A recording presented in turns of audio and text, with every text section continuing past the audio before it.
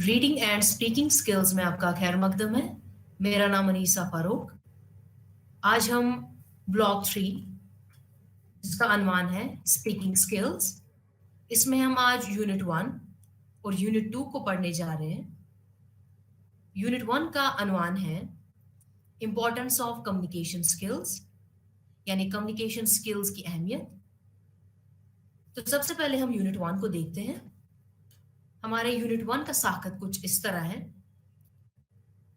सबसे पहले हम इस यूनिट के मकासद को देखते हैं, उसके बाद थोड़ा वार्म अप करेंगे, फिर मवासलत क्या है इसके बारे में हम जानेंगे।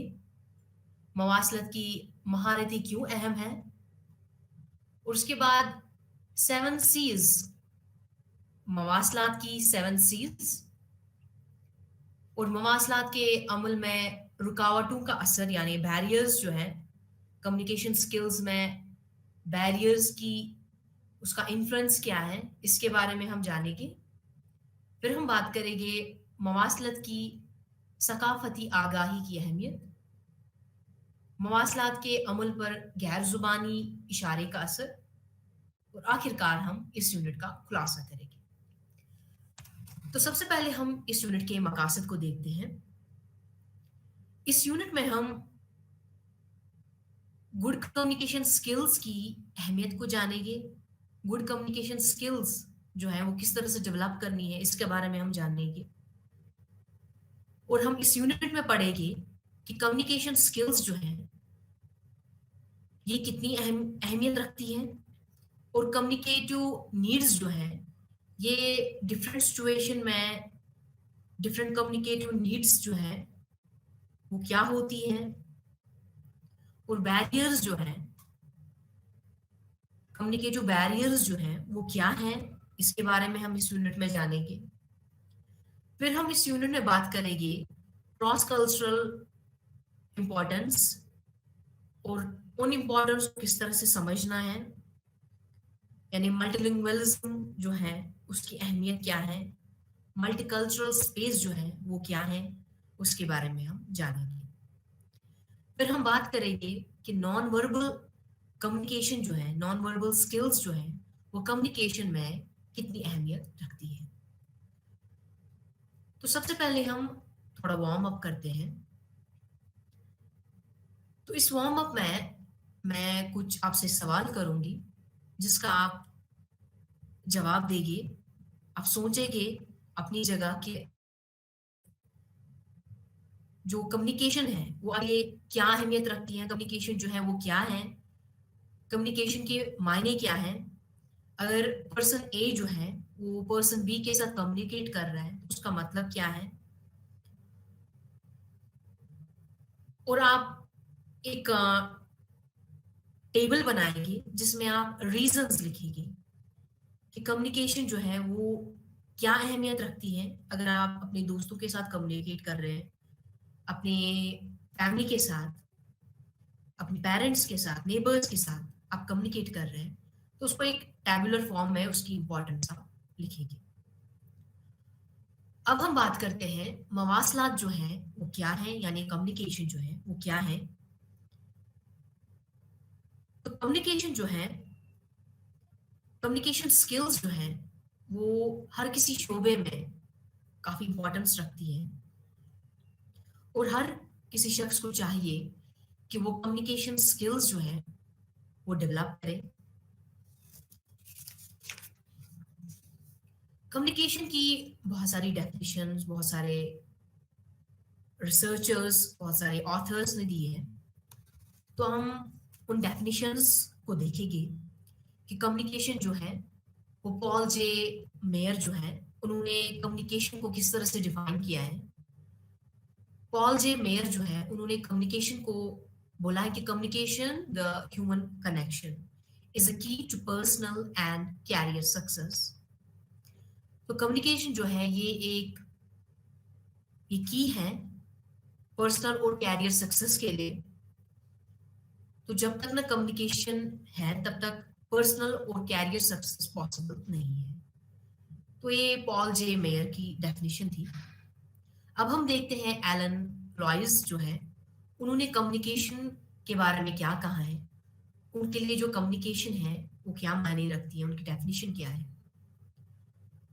Communication is the sum of all things a person does when he wants to create an understanding in the mind of another. It involves a systematic and continuous process of telling, listening, and understanding. तो ये communication की definition थी Elon लॉइस ने। Elon लॉइस कहते हैं कि जो communication है ये सम ऑफ ऑल थिंग्स है, यानी जो इंसान करता है, कहना चाहता है, वो सब है। जो इंसान अपने आइडियाज को किस तरह से वो शेयर करना चाहता है, वो सब कम्युनिकेशन में शामिल है। तो एक शख्स की दूसरे के साथ राबिता करने और अपने आप को समझने की सलाहियत जो है उसको हम कम्युनिकेशन कहते हैं। अब हम दूसरी डेफिनेशन देखते हैं जॉन एडेयर की। जॉन एडेयर ने लिखी है, communication is essentially the ability of one person to make connect with another person and to make himself or herself understood। यानी दूसरों के साथ राबिता बनाना और अपने आप को समझने की सलाहियत डेवलप करना, वो सब जो है वो कम्युनिकेशन में शामिल है। और उसके बाद जो केथ जैविस है, उन्होंने भी कम्युनिकेशन की डेफिनेशन दी है। तो उन्होंने कहा है कि जो communication is the process of passing information and understanding from one person to another. It builds bridges of meaning between people, enabling them to safely cross the rivers of misunderstanding। यानी ये लोगों के दरमियान मायने के पुल बताता है जिससे वो गलत फहमी के दरियाओं को महफूज से पार कर सकते हैं। तो कम्युनिकेशन जो है, कम्युनिकेशन प्रोसेस में सेंडर है, यानी इस होल डोमेन के अंदर जो है वो सेंडर होता है। वो किस तरह से मैसेज को एनकोड करता है, वो किस मीडियम का इस्तेमाल करता है, किस चैनल का इस्तेमाल करता है, और जो रिसेप्टर होता है यानी रिसीवर जो होता है वो उस मैसेज को किस तरह से डिकोड करता है। उसके बाद उस मैसेज को रिसीव करके उसको सेंडर को फीडबैक प्रोवाइड करता है। तो एक मॉडल है तो जिसमें सेंडर यानी जो स्पीकर बोलने वाला है वो अपनी मैसेज जो है वो रिसीवर को अपनी मैसेज देता है। रिसीवर जो लिसनर होता है या रीडर भी हो सकता है। तो जब सेंडर अपनी मैसेज रिसीवर तक पहुंचाता है तो सबसे पहले वो उस मैसेज को एनकोड करता है, यानी एनकोड करता है लैंग्वेज का यूज करके, यानी रूल्स का ख्याल रख के अपनी जो बात है वो रिसीवर तक पहुंच जाता है। और उसके बाद जब वो इस मैसेज को एनकोड करता है, इस मैसेज को एनकोड करने के बाद वो किसी प्रॉपर मीडियम का यूज करता है या जिसको हम चैनल कह सकते हैं, या चैनल मीडियम का यूज करके वो अपनी मैसेज जो है वो रिसीवर तक पहुंचाता है। अब जो ये चैनल या मीडियम जिसको हम कहते हैं, ये बहुत सारे वेज हो सकते हैं, जैसे फोन कॉल के जरिए भी अपनी मैसेज जो है वो रिसीवर तक पहुंचा सकता है, या टेक्स्ट मैसेज के जरिए, या वीडियो कॉन्फ्रेंसिंग के जरिए, रेडियो के जरिए, टेलीविजन के जरिए, या सोशल मीडिया जिसको हम कह सकते हैं, सोशल मीडिया के जरिए भी अपनी बात जो है वो रिसीवर तक पहुंचा सकता है। तो ये सब जो है ये चैनल्स में शामिल है। ये सब चैनल्स और जिसको हम मीडियम भी कहते हैं, तो ये सब उनकी एग्जाम्पल है। जो चैनल और मीडियम जो है ये क्या क्या हो सकती है। तो एक सेंडर जो है ये बहुत सारी चैनल का इस्तेमाल कर सकता है। अब इसके बाद जैसे ये चैनल का इस्तेमाल करता है, उसके बाद ये इंफॉर्मेशन जो है वो रिसीवर तक आ जाती है। तो रिसीवर जो है वो इस मैसेज को सबसे पहले डिकोड करता है। जब वो डिकोड करता है वो भी लैंग्वेज के रूल्स का इस्तेमाल करके इस मैसेज को डिकोड करता है और एग्जिस्टिंग नॉलेज का इस्तेमाल करके मैसेज को डिकोड करता है। उसके बाद जैसे ही रिसीवर ने इस मैसेज को डिकोड की, तब वो इस मैसेज को फिर रिसीव करके इस मैसेज का फीडबैक सेंडर को देता है। तो फीडबैक जो है ये वर्बली भी हो सकती है और ये नॉन वर्बली भी हो सकती है। तो तब हम कह सकते हैं कि कोई भी कम्युनिकेशन जो है वो सक्सेसफुल तब होगी है जब सेंडर ने रिसीवर को एक प्रॉपर वे के थ्रू मैसेज भेजी, उसके बाद रिसीवर ने उस मैसेज का फीडबैक प्रोवाइड किया। जैसे ही रिसीवर ने उस मैसेज का फीडबैक प्रोवाइड किया, तब हम कह सकते हैं जो एक कम्युनिकेशन है वो सक्सेसफुल हो गई है। इसके बाद जो मवासलात का गैर मौसर तरीका जो है वो न सिर्फ पैदावारी सलाहियत में रुकावट का काम करता है, बल्कि ज़ाती और पेशा वाराना सरगर्मियों में हमारी कामयाबी के इम्कानात को भी रोकता है। तो ज़ाती और पेशा वाराना शोबों में मवासलात की बारीकियों पर अबूर हासिल करना नागुज़ेर हो गया है। तो आजकल जो है यूनिवर्सिटीज़ में, कॉलेजेस में जो कम्युनिकेशन एक पेपर के ज़रिए एक कम्युनिकेशन एज़ अ सब्जेक्ट जो है वो पढ़ाया जाता है, ताकि जो इंडिविजुअल्स हैं वो अपने स्किल्स कम्युनिकेशन स्किल्स को डेवलप कर सके, ताकि वो आगे जाके अपने शोबे में इन कम्युनिकेशन स्किल्स का इस्तेमाल करके अपनी जो मैसेज है वो इफेक्टिवली रिसीवर तक पहुंचा सके। तो इफेक्टिवनेस ऑफ कम्युनिकेशन जो है ये बहुत सारे चीज़ों पे डिपेंड है, यानी ये कॉन्टेक्स्ट पे डिपेंड है, ये बहुत सारे डिफरेंट चीज़ों पे डिपेंड डिपेंड है जो हम आगे जाके इस यूनिट में पढ़ेंगे, उसके बारे में हम जानेंगे। जैसे कि अगर हमें किसी इंडिविजुअल की राइटिंग स्किल से ही पता चलती है कि इसकी कम्युनिकेशन, इसकी जो कम्युनिकेट करने की स्किल्स हैं वो क्या है। कम्युनिकेशन स्किल्स खाली हम ऑरल स्किल्स नहीं इंक्लूड होते हैं, इसमें वो स्पोकन एंड रिटन स्किल्स भी शामिल है। तो जनरली हम उसको कम्युनिकेटिव स्किल्स कहते हैं। या तो ये रिटन मोड इसका हो सकता है या स्पोकन मोड भी हो सकता है।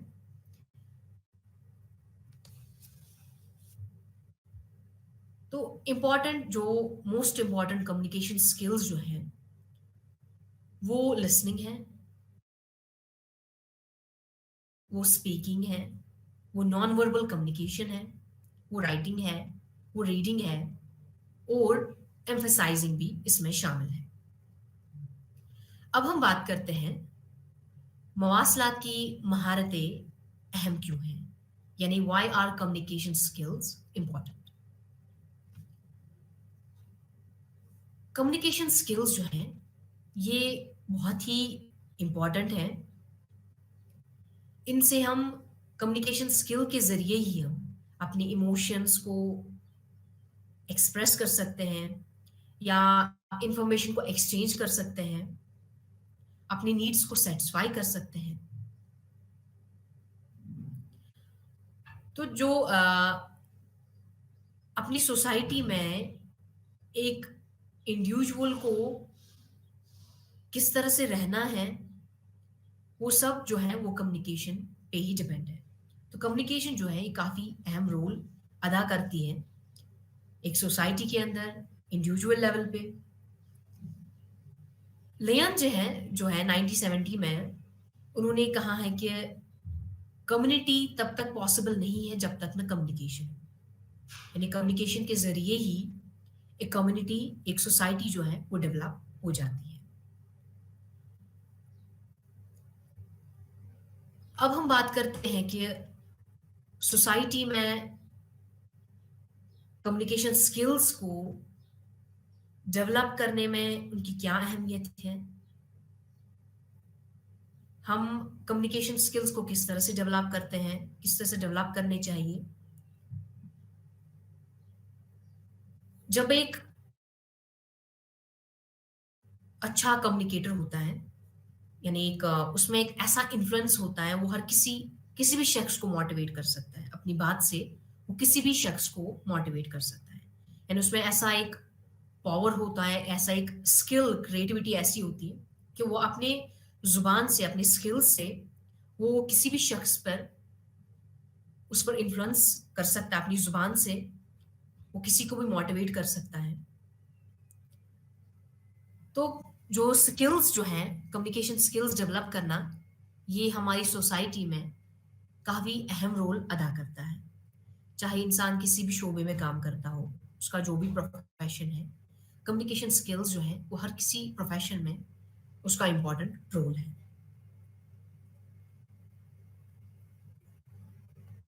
तो हर किसी शख्स के लिए कम्युनिकेशन स्किल्स को इम्पोर्टेंट डेवलप कम्युनिकेशन स्किल्स को डेवलप करना ये बहुत ही ज़रूरी है। इंग्लिश जो है ये लिंगुआ फ्रैंका है, यानी ये एक ग्लोबल लैंग्वेज है, जिससे हम किसी भी शख्स से के बारे में उससे बात कर सकते हैं।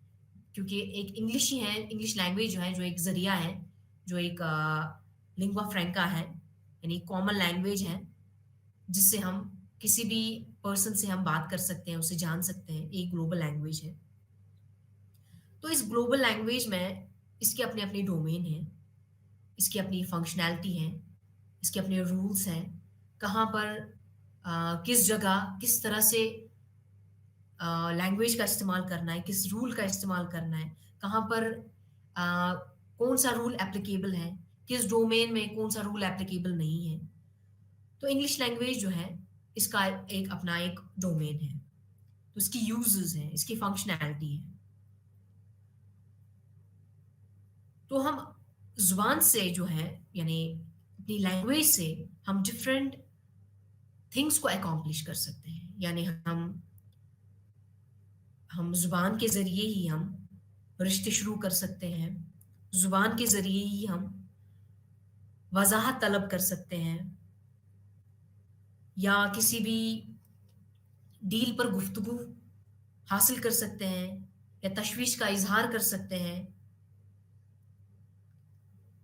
या किसी भी फ़र्द को राज़ी कर सकते हैं, या अपने किसी भी कलीग को राज़ी कर सकते हैं। तो ये सब जो है, ये कम्युनिकेशन की यूज़ेज़ है। इससे हम जब तक हम जब तक हमारे स्किल्स डेवलप ना हुए हो, तब तक ये सब पॉसिबल नहीं है। तो कम्युनिकेशन स्किल्स डेवलप करना, ये काफ़ी हर किसी शख्स के लिए ज़रूरी है।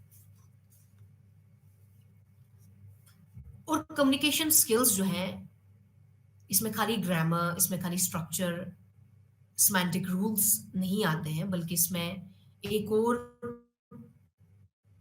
एस्पेक्ट है जिसको हम कहते हैं नॉन वर्बल एस्पेक्ट। तो नॉन नॉन वर्बल एस्पेक्ट जो है, उसका काफ़ी अहम रोल है कम्युनिकेशन स्किल्स को डेवलप करने में। नॉन वर्बल एस्पेक्ट जिसमें आई कांटेक्ट आता है, इसमें जेस्चर्स आते हैं, इसमें हैंड मूवमेंट्स आते हैं, फेशियल एक्सप्रेशंस, बॉडी लैंग्वेज। तो ये सब जो है, ये भी कम्युनिकेशन स्किल्स को डेवलप करने में शामिल है। तो अब हम बात करते हैं 7 सीज़ ऑफ कम्युनिकेशन, यानी मवासलात के 7 सीज़ जो हैं वो क्या हैं? सबसे पहले जो है वो क्लैरिटी है, दूसरा कॉन्साइज़नेस, कंक्रीटनेस, करेक्टनेस, कर्टसी, कंप्लीटनेस और कंसंट्रेशन। तो ये सब 7 सीज़ हैं कम्युनिकेशंस के।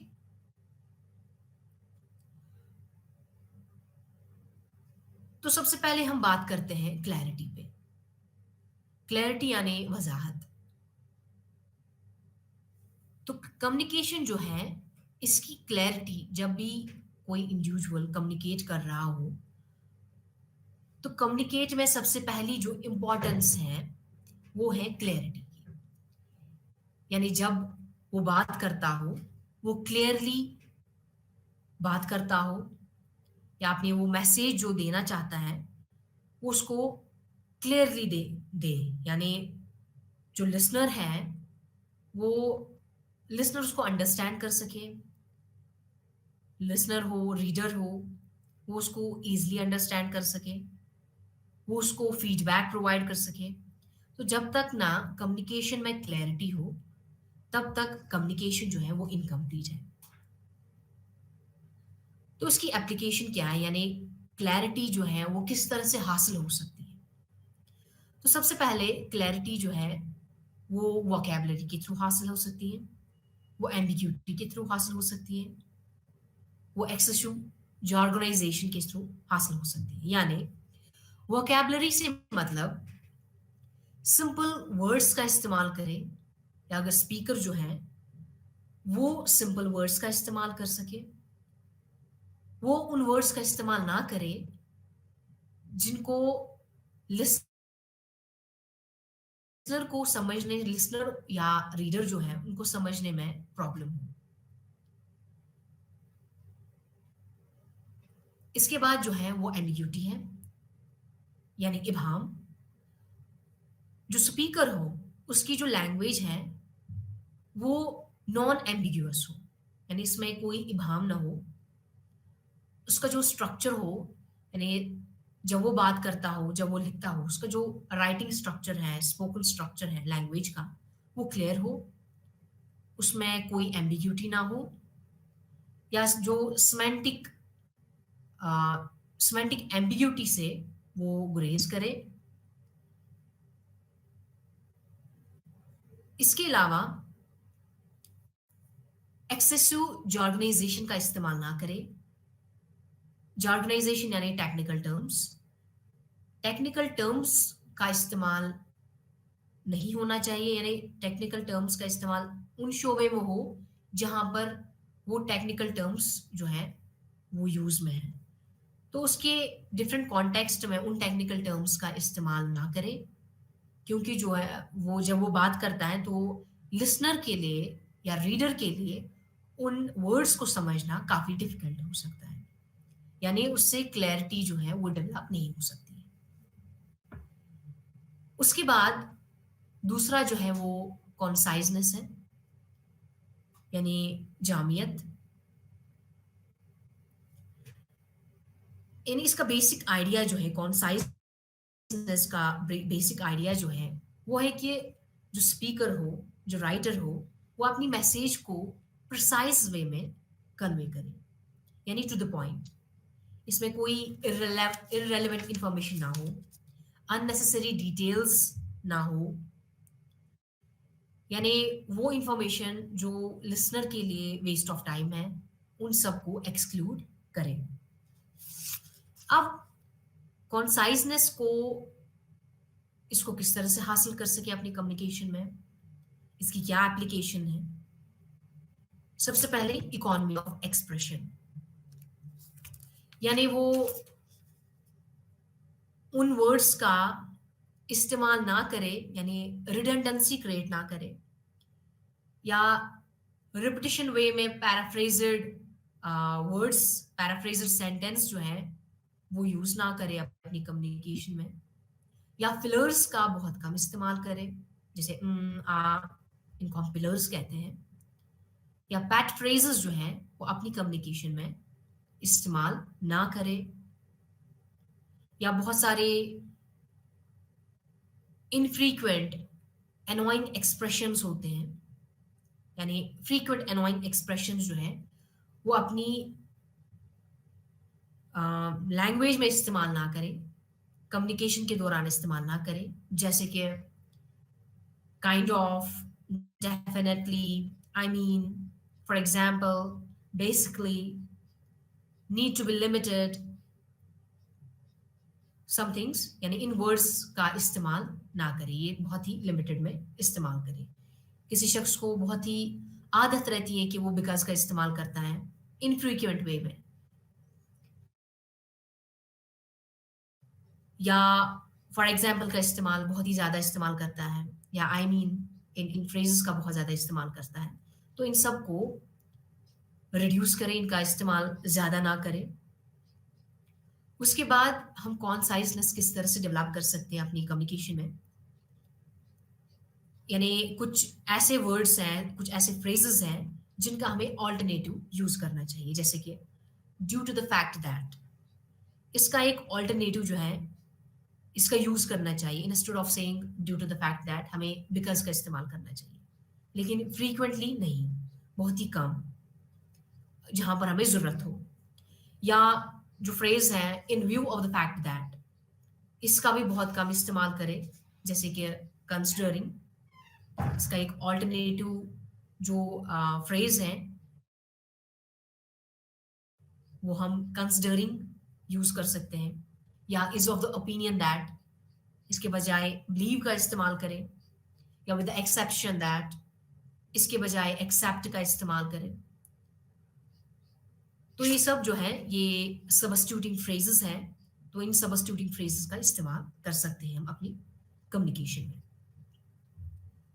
इसके बाद जो है हम कॉन्साइजनेस को किस तरह से यूज कर सकते हैं, हमारी कम्युनिकेशन जो है वो किस तरह से कॉन्साइज हो।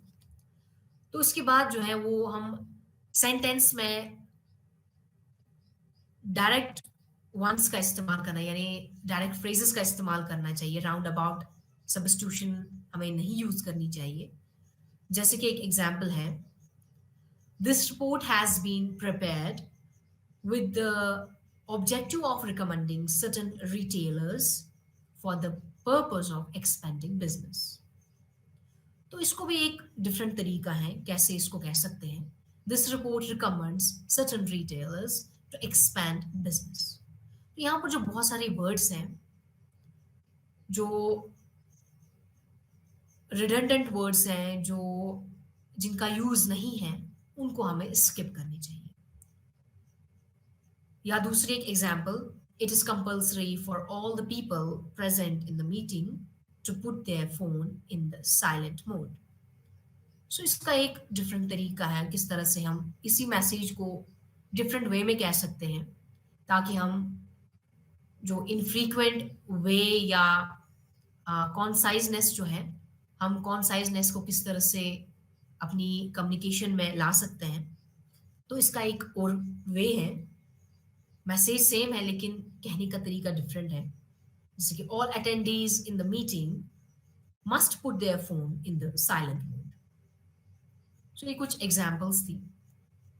अब हम बात करते हैं कंक्रीटनेस, यानी ठोसपन।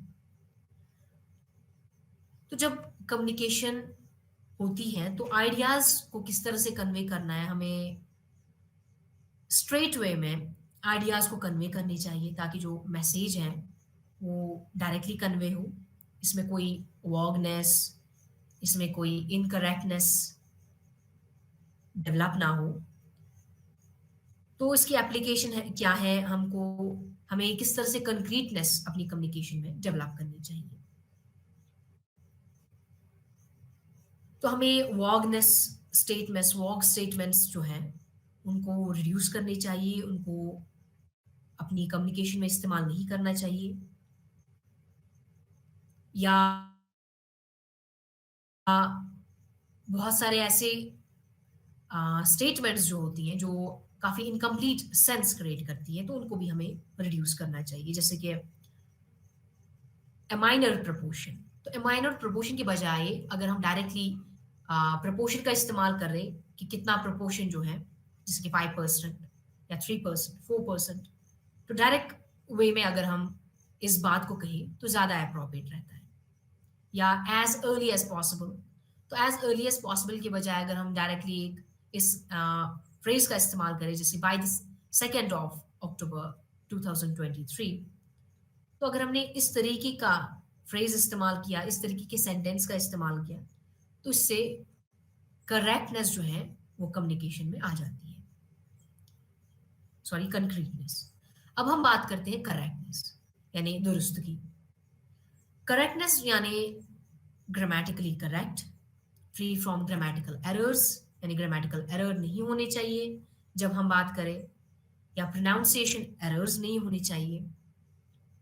Usually English speakers, Indian English speakers जो होते हैं उनमें बहुत सारे ग्रामेटिकल एरर्स देखने को मिलते हैं, जैसे कि ओमिशन ऑफ आर्टिकल्स, या कमीशन ऑफ आर्टिकल्स, या inappropriateness of preposition, conjugation of verbs and sentences. So ये सब जो है ये inappropriateness जो है ये इंडियन इंग्लिश स्पीकर्स में देखने को मिलते हैं।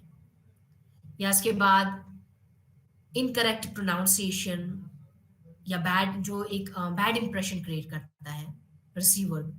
जब रिसीवर मैसेज को रिसीव करता है तो एक बैड इंप्रेशन क्रिएट होता है।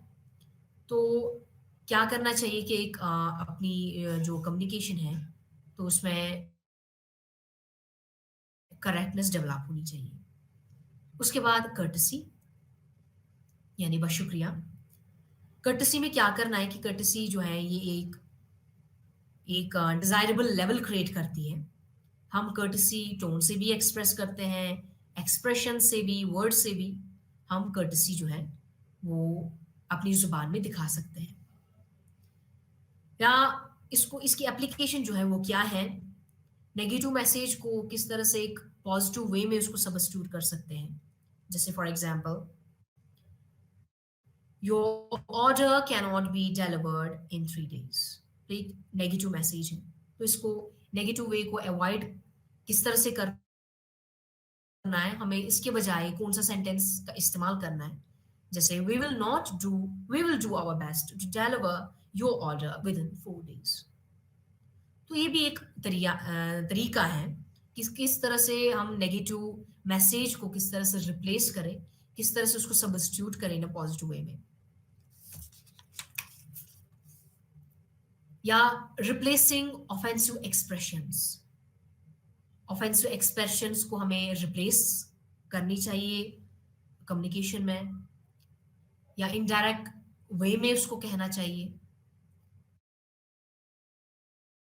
जैसे कि डिसेबल्ड और हैंडीकेप्ड जो है उसको हम डिफरेंट वर्ड का इस्तेमाल कर सकते हैं, जैसे कि डिफरेंटली एबल्ड या थर्ड क्लास परफॉर्मेंस। या इसका जो वर्ड है उसको हम सब्स्टिट्यूट कर सकते हैं लो पार परफॉर्मेंस, इससे भी हम सब्स्टिट्यूट कर सकते हैं। इसके बाद कंप्लीटनेस। कंप्लीटनेस मतलब मुकम्मलियत। हमें जब हम बात करते हो कम्युनिकेशन में इररेलेवेंट डिटेल्स को रिड्यूस करना चाहिए। जो मेन मकसद है बात करने का, मेन चीजें हैं, मेन आइडिया है, मेन बातें हैं, खाली उनको शामिल करनी चाहिए, जिसकी वजह से हमारी जो कम्युनिकेशन है वो कंप्लीट दिखे। हमें यानी कंटेंट को देखना चाहिए, हमें टॉपिक को देखना चाहिए, क्या हमारी गोल्स को फुलफिल करती हैं, या जो बात हम कह रहे हैं क्या वो इस टॉपिक के रिलेटेड है कि नहीं। ये सब इन बातों का ध्यान रखना चाहिए। उसके बाद कॉन्सेंट्रेशन यानी गोल।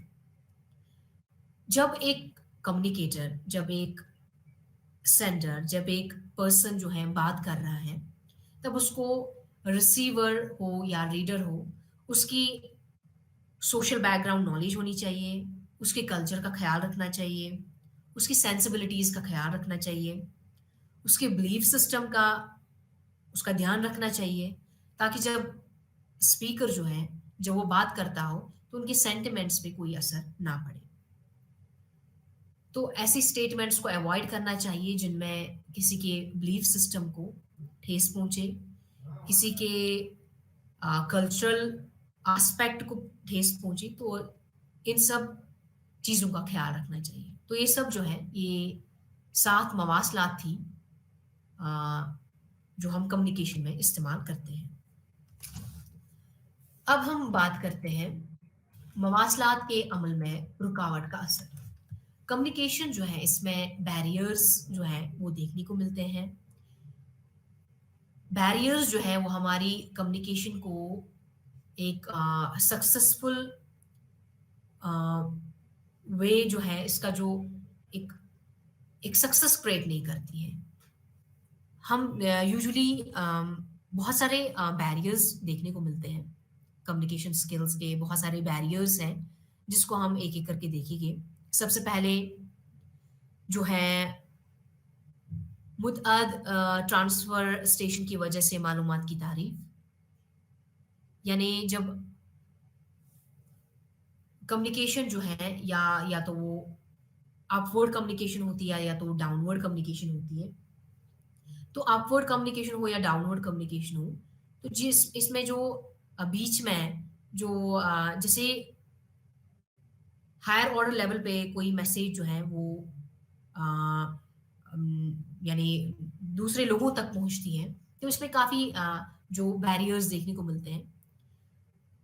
जैसे एक मैसेज जो है वो किसी हायर अथॉरिटी ने पास की है, एक इंफॉर्मेशन को पास की है। तो जब तक ये आगे जाके दूसरे बंदे तक पहुँचती है, तो इसमें एक ओरिजिनैलिटी जो है वो आहिस्ता-आहिस्ता जो है वो ख़त्म हो जाती है। तो ओरिजिनैलिटी जो है वो फिर नहीं रहती है, एक डिस्टॉर्टेड वे में मैसेज जो है वो दूसरे लोगों तक, रिसेप्टर तक पहुँच जाती है। तो ये एक बैरियर है। या यूजुअली इंडियन कॉन्टेक्स्ट में हम देखते हैं कि जब एक मैसेज जो है वो हायर अथॉरिटी से पहुंचकर आगे जाके किस तरह से वो बढ़ती है, तो इसमें इसको किस तरह से एग्जैजरेटेड वे में या सेंसेशनलाइज इसको किया जाता है, तो जो जो रहती है, जो वो बात रहती है, उसका वो असर नहीं रहता है, वो उसका असर जो है वो खत्म हो जाता है। तो ये जो है ये कम्युनिकेशन का एक बैरियर है। दूसरा बैरियर जो है रिप्रेशन और overflow of information due to fear of superiors, यानी सुपीरियर्स का के फियर की वजह से जो है वो कम्युनिकेशन में बैरियर आ जाता है। या कोई यूजुअली इंडियन कॉन्टेक्स्ट की अगर हम बात करते हैं, तो सुपीरियर का अ, उसको प्लीज करने के लिए उसका रैथ जो है उसका वो हासिल ना हो, तो उसके लिए जो है वो प्रॉपर्ली कम्युनिकेशन नहीं होती है अपनी सुपीरियर से, या इसका वाइस वर्सा भी देखने को मिलता है। यानी कोई ऐसा शख्स जो होता है वो बहुत ही फ्लैटर एक इतना ज़्यादा अनफ्लैटरिंग मैसेज जो है वो अनफ्लैटरिंग वे में मैसेज को देता है, अपनी सुपीरियर को मैसेज देता है, ताकि वो उनका जो फेवर है वो हासिल कर सके। तो ये भी देखने को मिलता है, ये भी एक बैरियर है जो कम्युनिकेशन स्किल्स में देखने को मिलती है। उसके बाद ग्रुपिज्म में, चाहे वो इन ग्रुप हो, आउट ग्रुप हो, इसमें एक नेगेटिव टेंडेंसी जब क्रिएट हो जाती है, तो या डिस्क्रिमिनेशन क्रिएट हो जाती है, तो उसकी वजह से जो अपनी लैंग्वेज की जो प्रोडक्टिविटी है वो लॉस हो जाती है। या जैसे ऑर्गेनाइजेशंस में ग्रुपिंग हो जाती है बेस्ड ऑन, या वो एथनिसिटी पे बेस्ड है या तो एज पे बेस्ड है, या बहुत सारे फैक्टर्स पे वो बेस्ड हो सकती है। तो जब ये इन सब बेस्ड इन सब फैक्टर्स पे ग्रुप्स बनते हैं, तो ग्रुप्स के आपस में जो है वो काफ़ी बैरियर्स क्रिएट हो जाता है, तो जिसकी वजह से जो है वो कम्युनिकेशन में बैरियर क्रिएट करता है। और उसके बाद अनस्यूटेबल मीडिया का इस्तेमाल करके उनका जो कम्युनिकेशन में बैरियर क्रिएट हो जाता है। या हमें जब भी एक कम्युनिकेटर अपनी मैसेज को सेंड कर रहा हो, उसको रिसीवर का ख्याल रखना चाहिए, टारगेटेड ऑडियंस का ख्याल रखना चाहिए, उसको कंटेंट का ख्याल रखना चाहिए, उसको ट्रांसमिशन का ख्याल रखना ज़रूरी है। और उसके बाद जो है वो फाइनल यानी इंफॉर्मेशन ओवरलोड की वजह से भी कम्युनिकेशन में बैरियर आ जाता है। तो ये सब जो है ये कुछ बैरियर्स थी। इसके अलावा भी बहुत सारे बैरियर्स हैं, तो ये सब मेन बैरियर्स हैं जो हम कम्युनिकेशन में देख सकते हैं। इसके बाद हम बात करते हैं मवासलात में सकाफती आगाही की अहमियत, यानी importance of cross cultural awareness in communication. तो कम्युनिकेशन में क्रॉस कल्चरल का अवेयरनेस होना बहुत ही ज़रूरी है, तो उसकी काफ़ी इम्पोर्टेंस है। तो बहुत सारे जो रिसर्चर्स हैं उन्होंने अपने बहुत सारे मॉडल्स दिए हैं, तो इसमें आज हम ग्रीट हॉफस्टेड का एक मॉडल देखेंगे। तो उनके मॉडल में उन्होंने क्या-क्या जो इम्पोर्टेंस दी है क्रॉस कल्चर की अवेयरनेस के बारे में। तो सबसे पहले पावर डिस्टेंस इंडेक्स, दूसरा है इंडिविजुअल वर्सेस कलेक्टिविज्म, तीसरा है अनसर्टेनिटी अवॉइड इंडेक्स, चौथा है masculinity versus femininity, long term orientation versus short term orientation, or indulgence versus resistance. तो पावर डिस्टेंस इंडेक्स जो है ये अ, यानी डिस्ट्रीब्यूशन ऑफ पावर्स है, पावर का जो अरेंजमेंट है वो क्या है, या तो वो हाई डिग्री पावर डिस्टेंस हो सकती है, तो वो लो लो डिग्री पावर डिस्टेंस हो सकती है। तो जो ये ग्रीड जो है, डॉक्टर ग्रीड जो है, ये उन्होंने अपने मॉडल में पीडीआई जो है अ, उसको दिया है। पीडीआई जो है सो इनके मॉडल में सबसे पहला जो है क्रॉस कल्चर अवेयरनेस के बारे में, यानी पीडीआई जो है इसका इसकी इंफॉर्मेशन होना बहुत ही ज़रूरी है। यानी जो इन एक इंडिविजुअल है, अगर वो हाई पावर इंडेक्स से ताल्लुक रखता है, हाई पावर डिस्टेंस से वो ताल्लुक रखता है, तो उसकी बात में एक्सेस टू पोलाइटनेस नहीं हो सकती है। उसकी जो एक्सप्रेशन, वे ऑफ एक्सप्रेशन है वो डिफरेंट हो सकता है लो पावर डिस्टेंस इंडेक्स से। तो लो पावर डिस्टेंस इंडेक्स का बैकग्राउंड बिल्कुल डिफरेंट होता है। उसकी जो उसकी लैंग्वेज में पोलाइटनेस हो सकती है। उसकी जो लैंग्वेज में काफ़ी वो यानी वो एक्सप्रेशंस का इस्तेमाल कर सकता है as compare to high power distance. उसके बाद इंडिविजुअलिज्म वर्सेस कलेक्टिविज्म, यानी इफ्तरादियत मुकाबला इज्तिमाइयत, यानी इंडिविजुअलिज्म वर्सेस कलेक्टिविज्म। तो कलेक्टिविज्म जो है इसमें बैकग्राउंड जो है इसका डिफरेंट होता है, यानी स्पीकर का बैकग्राउंड डिफरेंट होता है। वो बेटर लिसनर हो सकता है, वो बेटर कोलैबोरेटर हो सकता है, वो उसकी लिंग्विस्टिक चॉइस है वो डिफरेंट हो सकती है। यानी अगर वो उसका जो बैकग्राउंड है वो कलेक्टिविज्म है, वो वी का इस्तेमाल ज़्यादा करता है। या अगर एक इंडिविजुअलिज्म पे उसका जो इंडिविजुअलिस्ट जो है उसका बैकग्राउंड डिफरेंट होता है, वो ज़्यादा क्रिएटिव रहता है।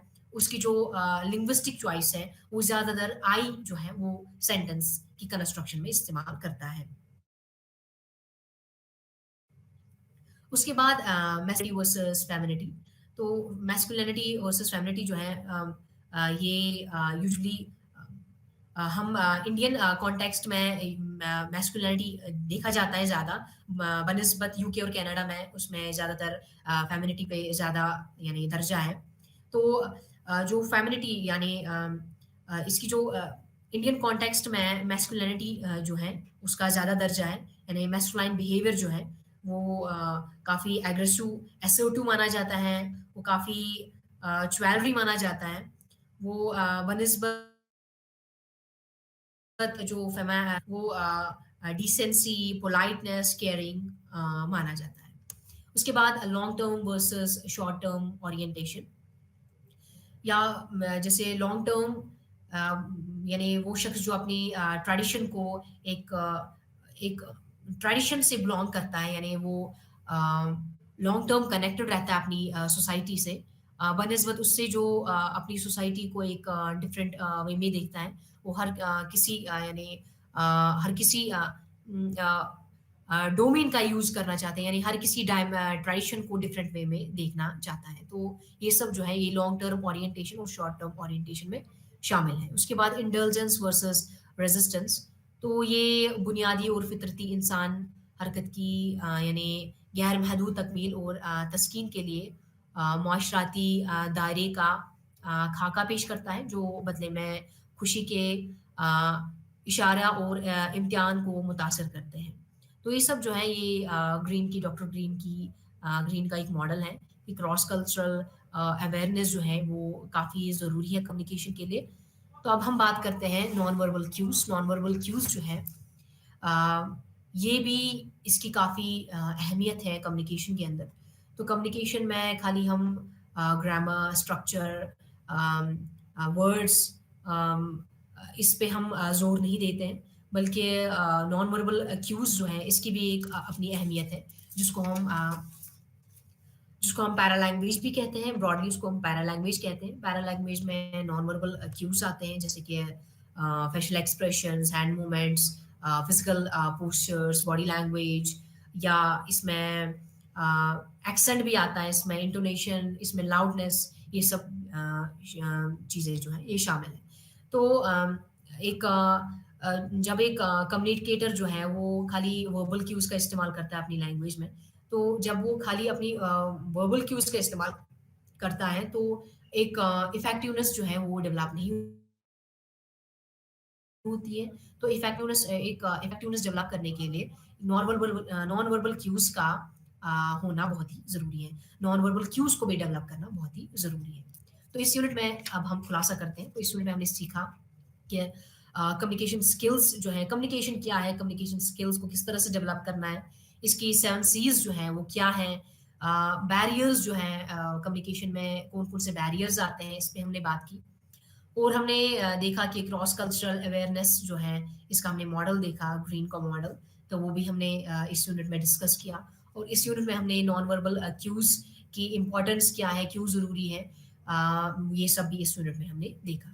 अब हम बात करते हैं यूनिट 2 जिसका नाम फॉर्मल कन्वर्सेशन है, यानी रस्मी गुफ्तगू। तो रस्मी गुफ्तगू इसका साखत जो है कुछ इस तरह है।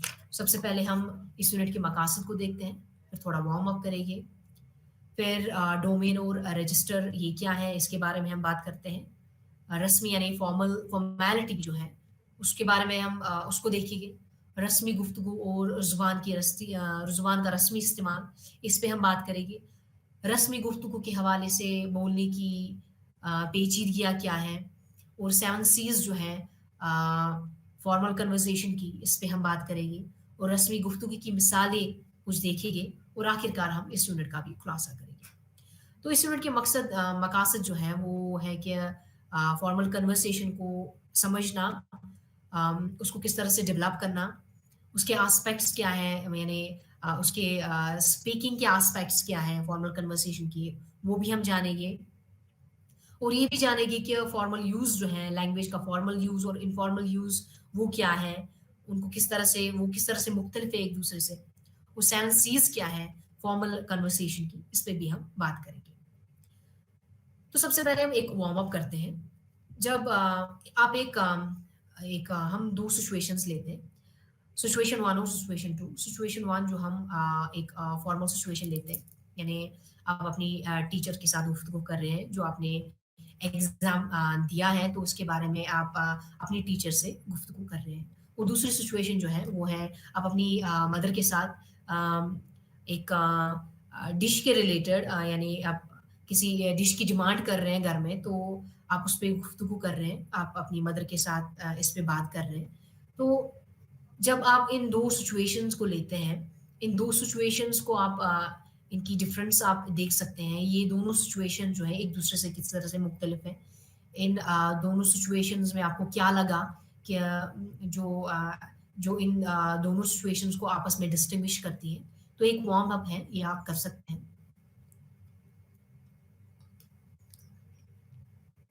अब हम बात करते हैं रजिस्टर, डोमेन और रजिस्टर की। डोमेन क्या है, रजिस्टर क्या है, फॉर्मल कन्वर्सेशन में इसकी क्या अहमियत है, हम कैसे इसका इस्तेमाल करते हैं। तो डोमेन और रजिस्टर जो है ये एक फीचर है फॉर्मल कन्वर्सेशन का।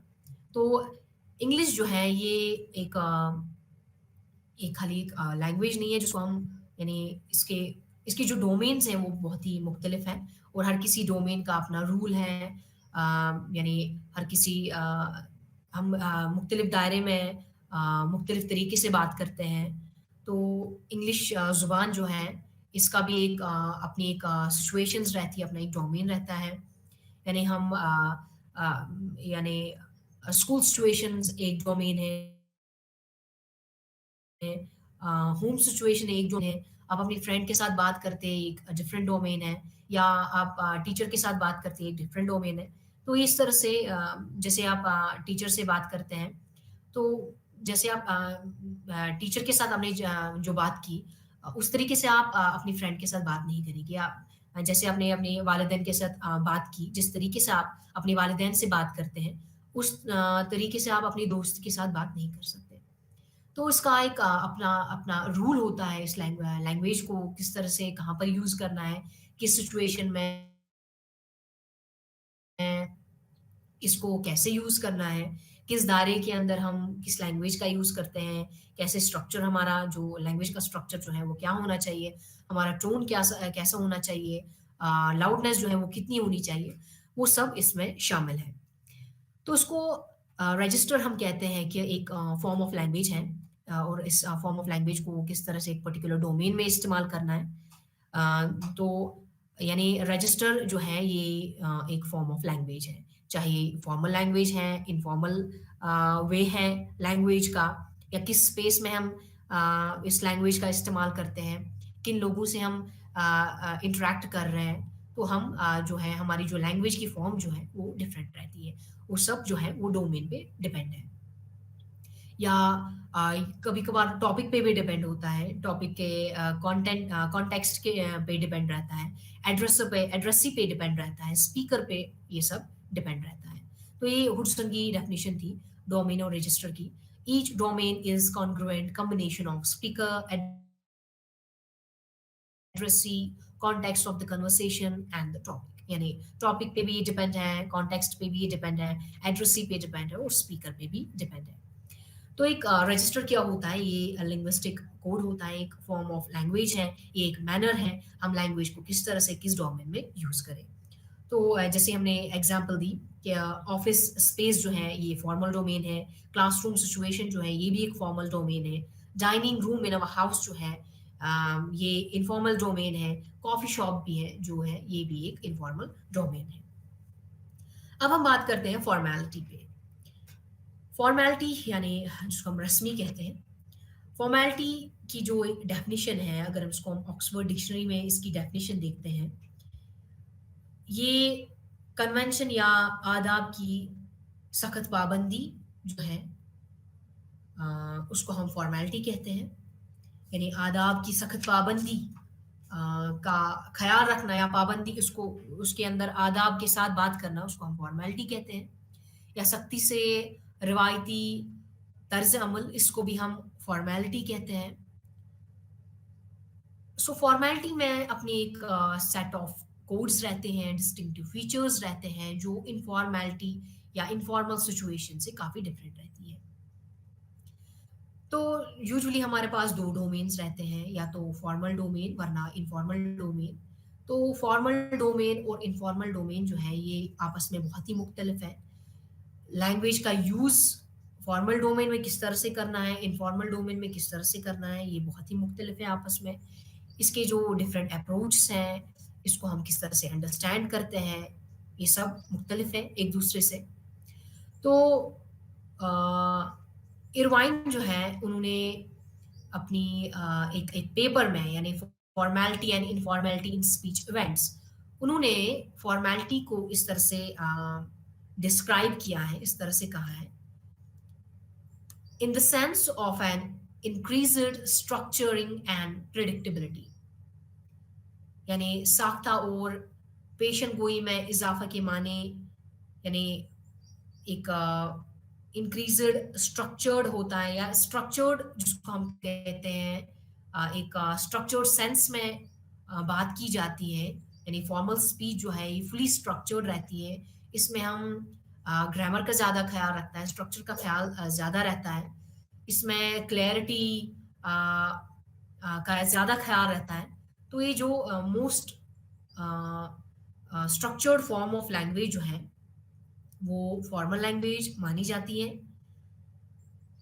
या इसमें एक वो डेफिनेशन जो है, इसमें रिडंडेंसी जो है वो बहुत कम होती है, चाहे वो सिंटैक्टिक रिडंडेंसी हो, सेमेंटिक रिडंडेंसी हो, वो बहुत कम देखने को मिलती है। अब हम बात करते हैं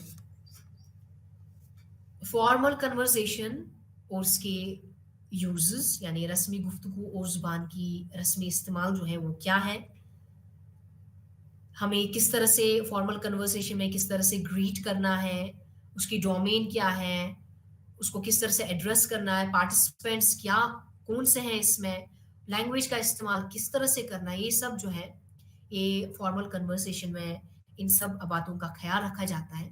और किस डोमेन में कैसे बात करने हैं, एड्रेस ही कौन सा है, टॉपिक क्या है, कॉन्टेक्स्ट क्या है, तो ये सब इन सब चीज़ों को मद्देनज़र रखते हुए जो है स्पीकर जो है वो कम्युनिकेट करता है तब वो बात करता है। वो लैंग्वेज का बहुत ही ख़्याल रखता है। वो इसके इस लैंग्वेज में यानी फॉर्मल लैंग्वेज में बहुत सारे कंपोनेंट्स रहते हैं, तो उन कंपोनेंट्स का ख़्याल रखता है। किस तरह से ग्रीट करना है, किस तरह से इंट्रोड्यूस करना है, किस तरह से स्पेसिफिक टॉपिक पे बात करनी है, किस तरह से फ़ोकस्ड रहना है। तो ये सब जो है, ये फॉर्मल कन्वर्सेशन में ये सब शामिल है। पार्टिसिपेंट किस तरह से अपने आइडियाज़ को एक्सचेंज करे, अपने आइडियाज़ को एक्सप्रेस करे, किस तरह से कंक्लूड करे। तो ये सब जो है इसका एक प्रॉपर प्रोटोकॉल रहता है। तो ग्रीटिंग का सेंस जो है ग्रीट फॉर्मल कन्वर्सेशन में ग्रीट किस तरह से किया जाता है, जैसे कि कुछ एग्जांपल्स लेते हैं। हेलो मिस्टर सिंह, या इसका जो रेस्पॉन्स है वो किस तरह से होना चाहिए। इसका भी जो रेस्पॉन्स है वो वापस ऐसे आ जाता है हेलो, या जिसका जो उसका नाम हो मिस्टर कुमार और समथिंग। या हेलो प्रोफेसर जो है इसका जो रेस्पॉन्स है वो ऐसे आ सकता है हेलो अर्जुन या हेलो गीता। या अगर किसी टॉपिक पे बात की जाती है, अपने आप को किस तरह से इंट्रोड्यूस करना है। जैसे एग्जांपल है mister Singh, let me introduce my self, I am Arjun, a final year student of the undergraduate program in humanities at Indira Gandhi national open university. तो इसका रेस्पॉन्स जो है ये एक फॉर्मल सिचुएशन है। इसका रेस्पॉन्स जो है वो क्या है, it's pleasure meeting you Arjun, या please to meet you Arjun, इस तरह से हो सकता है। अब हम बात करते हैं कि फॉर्मल सिचुएशन की कैरेक्टरिस्टिक्स क्या है। सबसे पहली कैरेक्टरिस्टिक जो है वो कंट्रैक्शन है, यानी कंट्रैक्शन का बहुत ही कम इस्तेमाल करना है। फॉर्मल सिचुएशन में हम कंट्रैक्शन का इस्तेमाल नहीं करते हैं। जैसे फॉर्मल सिचुएशन, फर्स्ट एग्जांपल जो है वो मेरी फॉर्मल यूज होगी लैंग्वेज की, और दूसरी जो है वो इसका अपोजिट होगा, यानी वो इनफॉर्मल सिचुएशन होगी। सबसे पहले the results will not be announced till the end of the year। दूसरे एग्जाम्पल जो इनफॉर्मल एग्जाम्पल हैं, जो हमें फॉर्मल सिचुएशन में इनको यूज नहीं करना है, वो क्या है, they would announce the results till the year end। तो यहाँ पर जो है would not का कंट्रैक्शन इस्तेमाल हुआ है। तो ये कंट्रैक्शन जो है, इस तरीके के कंट्रैक्शन हम फॉर्मल सिचुएशंस में इस्तेमाल नहीं करते हैं। या फ्रेजल वर्ब्स जो है, फ्रेजल वर्ब्स भी फॉर्मल सिचुएशंस में बहुत कम इस्तेमाल होते हैं। जैसे एग्जांपल है the lack of cheaper options is frustrating the targeted segment of customers. इसका अपोजिट जो है इनफॉर्मल वे जो है इसका, the lack of cheaper option is putting the targeted segment of customers off. तो यहाँ पर जो है इनफॉर्मल वे जो है, इनफॉर्मल वे में, इनफॉर्मल सिचुएशन में फ्रेजल वर्ब्स का इस्तेमाल हम करते हैं, लेकिन फॉर्मल सिचुएशन में हम फ्रेजल वर्ब्स का बहुत कम इस्तेमाल करते हैं। उसके बाद interrogative contractions with models. Model से हम